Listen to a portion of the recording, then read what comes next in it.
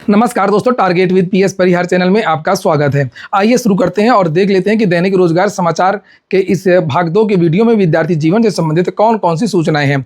तो वीडियो को जल्दी से लाइक कर दें, शेयर कर दें और जिन छात्रों ने चैनल को अभी भी सब्सक्राइब न किया हो तो जल्दी से सब्सक्राइब कर लें ताकि आप लोगों को इसी प्रकार की ऑथेंटिक अपडेट से सबसे पहले मिलती रहे। सबसे पहले बात करेंगे जंतर मंतर में हो रहे धरना प्रदर्शन की, उसके बाद में हम लोग बात करेंगे यूपी SSS की भर्तियों की और अन्य चीज़ों की। आप सभी को पता था कि काफ़ी दिनों से दिल्ली में जंतर मंतर में पेपर लीक, भ्रष्टाचार जो भर्तियों में हो रहा है उसको लेकर के बड़ा धरना प्रदर्शन हो रहा था और धीरे धीरे जो धरना प्रदर्शन व्यापक रूप ले रहा था। सोनम वांगचुक का जो स्वास्थ्य लगातार गिर रहा था लेकिन समर्थन लगातार बढ़ रहा था और इससे पहले तो जो केंद्र सरकार है उसने कोई जवाब नहीं दिया और जब उसको कुछ समझ में नहीं आया तो सोनम वांगचुक जी को पुलिस अभी ले गई है। ये देख सकते हैं अभी की ये न्यूज़ है। CJP protest live, Sonam Wangchuk को अस्पताल ले गई पुलिस, जंतर मंतर से हटाए गए प्रदर्शनकारी। जंतर मंतर पर पिछले 20 दिनों से भूख हड़ताल पर बैठे सामाजिक कार्यकर्ता सोनम वांगचुक को पुलिस अस्पताल ले गई है। पुलिस का ये कहना है कि इनका स्वास्थ्य ज़्यादा जरूरी है, उनको कहीं और नहीं ले गए, उनको अस्पताल में रखा गया है। और साथ में ये भी जानकारी दी गई है कि जो वहां पर प्रदर्शनकारी थे, जो छात्र थे, उनको भी हटा रही है पुलिस। 20 दिन से अनशन कर रहे सोनम वांगचुक को पुलिस अस्पताल ले गई है। मीडिया रिपोर्ट्स के मुताबिक पुलिस ने जंतर मंतर से प्रदर्शनकारियों को हटाया है और पुलिस जबरन सभी को बाहर निकालने की कोशिश कर रही है। जिस तरीके से पहले आपने देखा होगा अन्ना आंदोलन और जो बाबा रामदेव जी का जो धरना प्रदर्शन था, अचानक से पुलिस ने अटैक किया था और ये घटनाएं मॉर्निंग में ही ज़्यादातर होती। अन्य न्यूज में भी आ रहा है कि सोनम वांगचुक को अस्पताल ले जाया गया है और जानकारी ये मिली है कि सोनम वांगचुक को जो राम मनोहर लोहिया अस्पताल है वहां पर शिफ्ट कर दिया गया है।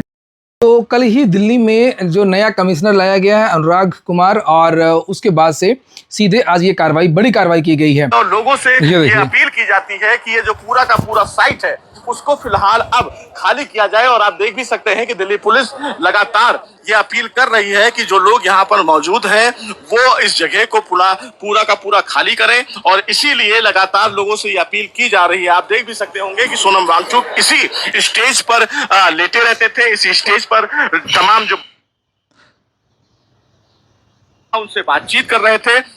लेकिन अपने देश सोचने वाली बात है कि लोगों को, सरकार को लगता है कि पेपर लीक बहुत छोटी सी बात है, ये तो होता ही रहता है, ये कोई बड़ी चीज़ नहीं है। और पहली बार पेपर लीक को लेकर के राष्ट्रव्यापी आंदोलन हो रहा था और वास्तव में बात यही है, सरकार पेपर लीक, भ्रष्टाचार को बहुत छोटी चीज़ समझती है। काफ़ी हद तक काफ़ी जनता भी यही चीज़ समझती है, जिसकी वजह से बार बार पेपर लीक होते रहते हैं और उस पर कोई बड़ी कार्रवाई नहीं होती है, ना किसी की जिम्मेदारी तय होती है। और अभी भी बहुत सारे लोगों को यही लगता है कि फालतू का क्यों धरना दे रहे हैं, वो पेपर ही तो लीक हुआ है। ऐसे लोगों को कौन समझ कि ये पढ़ने लिखने वाले जो विद्यार्थी होते हैं उनके साथ में किस तरीके का अन्याय होता है और जब कोई गलत विद्यार्थी चुना जाता है, करप्शन से कोई विद्यार्थी सिलेक्ट होता है तो वो किस तरीके की सेवाएं देगा। दोनों तरफ से अक्षम्य अपराध होता है। और अगली जो सूचना है वो हम बात करेंगे यूपी SSS की। यूपी SSS लगातार बदलाव कर रहा है। आपने देखा होगा कि अभी कुछ दिन पहले ऑनलाइन DV होने लगी थी, उसके बाद में अब नया आ गया है OTR सिस्टम, उसके पहले पेट लागू किया गया।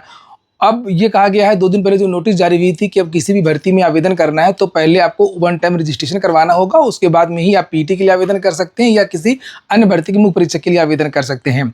वहीं पर एक तीसरा बड़ा बदलाव और हो गया है कि अब जो DV होगी वो डिजी लॉकर से होगी, फर्जीवाड़ा को रोकने के लिए। चूँकि यूपी SSS की भर्तियों में बहुत ज़्यादा फर्जीवाड़ा अभी तक होता रहा है, अभी भी हो रहा है। यहाँ वहाँ की मार्कशीट लगा करके तमिलनाडु की, केरला की, जाने कहाँ की मार्कशीट लोग लगा रहे हैं, इस समय ताबड़तोड़ लगा रहे हैं। व्यक्तिगत सुनवाई हुआ करती है, उनको बुलाया जाता है, जो भी चीज़ें होती हैं, और बहुत कम लोग पकड़ में आते थे। क्योंकि यूपी SSS के पास सीमित संसाधन है, अभी भी सीमित संसाधन है और उसके पास काम बहुत ज़्यादा है, तो वो तकनीकी को अपना रहा है कि किसी तरीके से ये फर्जीवाड़ा रुके। और ये आज ही का पेपर है जिसे आप लोग यहाँ पर देख सकते हैं, लिखा है उत्तर प्रदेश अधीनस्थ सेवा चयन आयोग प्रदेश में समूह गा की भर्तियों में विभिन्न स्तर की डिजिटल व्यवस्था को प्रभावी बना रहा है और इसी क्रम में आयोग जल्द ही अभ्यर्थियों के दस्तावेज सत्यापन डिजी लॉकर से करेगा। आयोग ने दस्तावेज सत्यापन के लिए पिछले दिनों भौतिक रूप से आने की जगह अभ्यर्थियों से ऑनलाइन दस्तावेज लेना शुरू किया है, जिनका वह ऑन स्क्रीन वेरिफिकेशन विभाग की साइट पर जाकर करता है। इसी क्रम में अब आयोग डिजी लॉकर से भी अभ्यर्थियों के दस्तावेज का सत्यापन करेगा। आयोग का कहना है कि यूपी और CBSE बोर्ड समेत अधिकतर विश्वविद्यालयों की मार्कशीट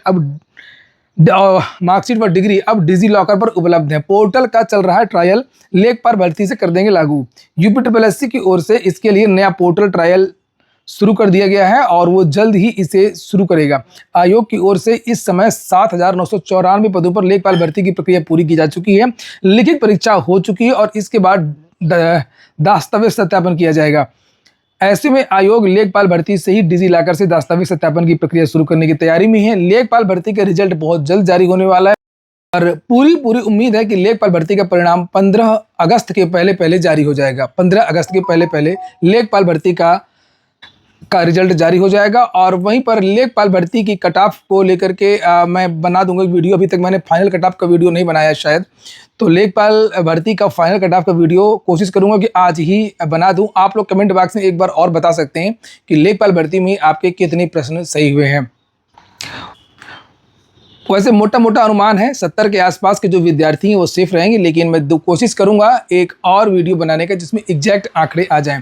तो फाइनल है, आप लोग कमेंट केवल वही करें जिन विद्यार्थियों ने लेखपाल भर्ती की परीक्षा दी है। दूसरे विद्यार्थी कृपा करके कोई कमेंट इस तरीके का ना करे कि हमारे इतना क्वेश्चन है। इसलिए मैं कम्युनिटी पर अब सर्वे लेना मैंने बंद कर दिया। कम्युनिटी में मैं कोई भी सर्वे नहीं लेता हूँ कि आपके कितने क्वेश्चन सही हुए हैं। सारे के सारे विद्यार्थियों 90-100 टिक कर देते हैं।